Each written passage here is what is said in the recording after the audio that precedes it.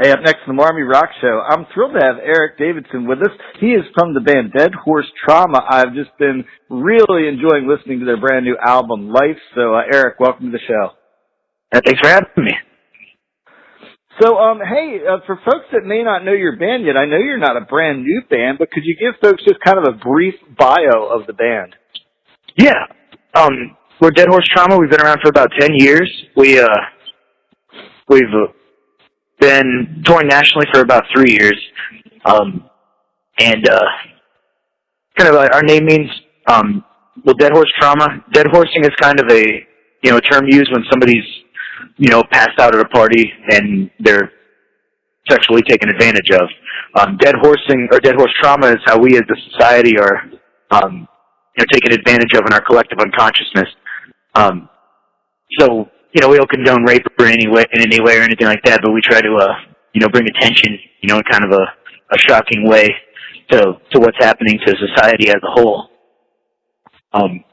We've been playing a lot of shows, traveling the country, and just doing our thing.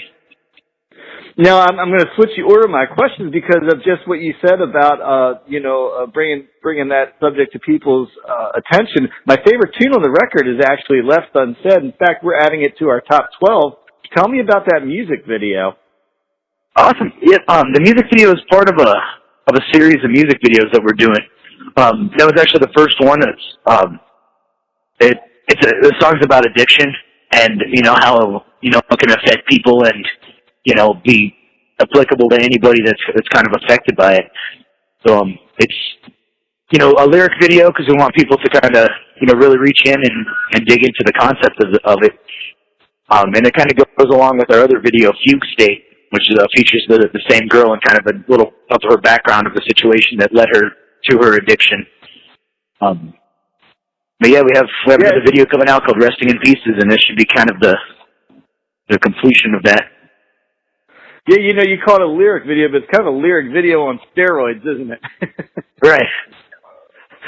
So, hey, you got a new record out now, which I love. I mentioned it's called Life. Tell us a little bit about the record. How long in the making, and where was it recorded, and who produced it? Rick Lander was our producer on this one.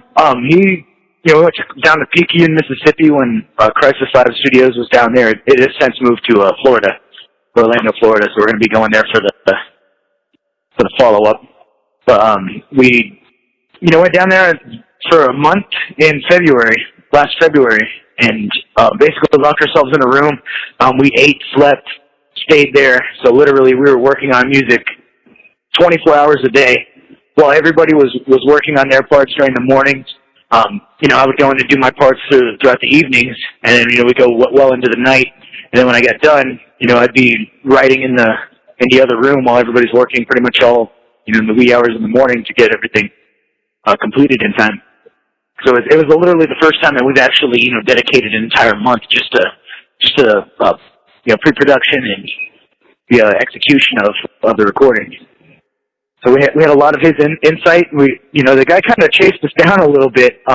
He saw us open up for Straight Line Stitch a long time ago. He was actually going to look to record them, and he saw us and was like, told us, like, this is my band. This is what I want to do. And so he ended up approaching us a couple times, and kind of put him on the back burner as far as like, a lot of people tell us they have recording studios, that kind of thing, but we were traveling through Mississippi, and he asked us to come in and check out the studio, and we did, and got talking with him, and he's, an extremely knowledgeable guy. He has a wide background in music. He's on the Grammy committee and doing a lot of good things. So, we really, and we're able to at that point trust him to put out this next album, which is we're hoping to be like a career builder for us. You guys are out on tour now. Why don't you tell folks a little bit about the tour and what part of the country you're in? Right now I'm in Sioux Falls, South Dakota. We're only on day 9 of the tour. We've been traveling through Wisconsin, and then down through Illinois. And then went over to Minneapolis or St. Paul and played that. And then went to Fargo, North Dakota. Now we're here at Biggs Live. It's a really cool venue. We got to play here before with the Dead Next Door, which is actually an acid bath tribute band, which is pretty cool. So we're kind of familiar with this venue. It's a really nice place. the tour's been going really well. I mean, we've had really great turnouts. Even on, our last Tuesday show was, pretty awesome. But, yeah, it's been going surprisingly really well. So, hey, if I'm not mistaken, and you mentioned it was about 10 years, this is your 6th record, I believe. Tell me how you guys have evolved from that 2008 release. Oh, man. We recorded that basically in somebody's basement, got sent it off to Berkeley, or Burbank, California to get it mastered. And, we didn't have too much, insight, really. We've never recorded an album before and everything. And so from there, then we kind of got with another producer, Donnie Manglaster, who really took care of everything there for the next 5 albums that we did. So we've been recording with him for Infestation, THC, Viops, Kill the Precedents. And so, we've really got accustomed to working with him, and he basically, decided he was going to give up music and start doing some other things. So, we were kind of open up to working with a new producer. It was kind of just about time to cut the cord and start working on different things. So that's what really kind of prompted us to take this new approach at writing things. We kind of worked with him, and we became really good at becoming a song factory almost, We would basically email the tracks back and forth. We'd kind of come up with ideas and send them to each other. We didn't really write in one room. So this is one time, where we kind of went back to our roots and kind of really focused on the emotional, creative kind of juices that were, you can get from writing inside of a room, the things that's kind of lost when you're not farming the songs correctly and, that kind of stuff. It's less of a factory feel, more like a genuine, organic kind of feel. Hey, so I had a good time just a little while ago. I was watching the live video you did from the bus today. Is that something you've done before, or is this kind of a new thing for you? We've been trying to take advantage of all the social media platforms that we can. Live videos go out quite a bit, and that was actually something that's been requested of us quite often. Is people like to see the behind the scenes stuff and just what's going on, So we've been trying to do that a lot more often. Do kind of captain's logs and try to tell people what's going on and go live. And surprisingly, there's a lot of people that tune in. We had quite a few views just up until now. It's a really great way of getting out the word about our shows.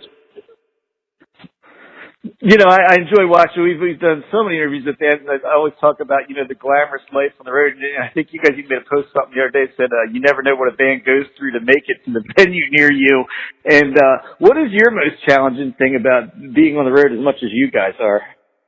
Oh, man. There's a lot of challenges. I mean, like today, it was a challenge just to get up out of bed. We're 26 degrees. It was, we don't leave the van running all night, so we're literally just bundled up into our bunks. And so I had to muster up the courage to get up, and my pants were still wet from the night before, so they were frozen solid. So I had to pull them out, lay on them for a little while to kind of thaw them, and throw them on, throw my shirt on. And then, it took me a good 45 minutes just to get out of my bunk to get to the front just to turn on the vehicle, which I was praying just worked. So, it started up. It was pretty cool. So, that was a great start to the day. We've only broke down once on this tour. So far, it was kind of a heater core went out. It's just something we could fix on the side of the road, kind of bypass it, and we bought a new heater core, and now we're back in business. So I just started today with the last bit I did. I'm trying something a little bit new here to end my interviews. I'm calling it my bucket list. It's just 3 questions of something that might be on your bucket list. So the first one is, and it can be a dead or a live band, who would be your bucket list band to share a stage with? Oh, man, probably Slipknot. Slipknot. Oh, yeah, there's a good one. And then my second one is a bucket list question. Is there a venue that you would love to play that you've not played yet? There's a few. I mean, one of them is the Whiskey A Go Go. We haven't played there yet. We've got to play the Troubadour, which is pretty sweet. But yeah, the whiskey just kind of, has that ring to it. I'd really like to jam out there. And then my last bucket list question I've been asking folks is, what band would you like to see live that you've never actually seen perform before? Oh man. We've been fortunate enough to open up for a lot of bands. We got to play Laserfest with, with Rob Zombie, Alice Cooper, 2 different years. So there was, all the big ones, you know, Five Finger Death Punch and everybody we kind of see and got to share the stage with.